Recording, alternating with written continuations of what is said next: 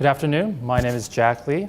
My team and I in London, Ontario have formed a company called MDDT, and the invention that we came up with is a treatment and diagnostic tool for people suffering from tremors. So tremors worldwide, there's about 41 million people that suffer what is called essential tremors, and there's 10 million Parkinson patients worldwide.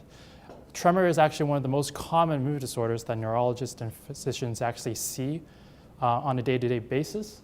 And what's also interesting is that people that suffer from multiple sclerosis as well as torticollis also have tremor. So why do we care about tremor? Patients that have tremor often have upper limb tremors in their arms and their hands. This causes them an inability to take care of themselves, whether it's drinking water or coffee, using utensils, dressing themselves, going to work, driving to work, anything to do with their hands. It makes it almost nearly impossible for them to function. So what is the current treatment for patients that do have tremors? Well, physicians often prescribe them anti-seizure medication, antidepressants, beta blockers, or tranquilizer medication. These medications aren't designed for the treatment of tremor, and often they have much worse side effects with little to no benefit.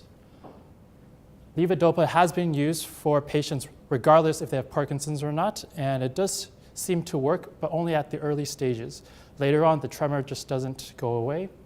Deep brain stimulation, which is the implantation of electrodes into the brain, is very expensive at very high risk, which is why most patients actually aren't given this option. Now, the use of botulinum toxin type A, what is also known, what you guys know as Botox or Xeomin, this has been suggested by the American Academy of Neurology as a medication that has the potential to alleviate tremors. But the reason why they don't use it widespread is because the complexity of tremor movements in patients that have them. For instance, if they have tremors in the wrist as well as the elbow and shoulder, for a doctor to visually assess and figure out which muscles to inject and how much, it's very difficult, and oftentimes the efficacy of the drug is very poor. What's even worse is that if the doctor doesn't select the proper muscles, patients most likely run into a high risk of severe hand weakness where they won't be able to use their hands for a couple of months until that drug wears off. So we actually do have a solution for all three of these. So right now, if I could have you play this video for me. This is one example of one of the patients that we have. He is actually still in the workforce, and this is how he deals with his life day to day. And the bottom video is what he's like 6 weeks after we gave him the injection.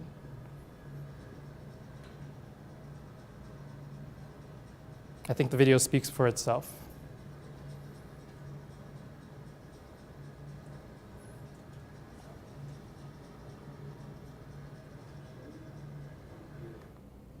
So in the next couple of months, what we'll be doing is negotiating the licensing agreement for this software that we have just for the phase trial itself. We will continue to optimize the software as well as streamline the user interface. We will also be securing our worldwide patent in Europe, United States, Canada, as well as Asia and South America. And lastly, we will be working towards methods of monetizing our product, whether it's through a standalone software package kit that we offer to hospitals or private institutions, or we offer it as a service-based, cloud-based system where all the data is analyzed at our own center.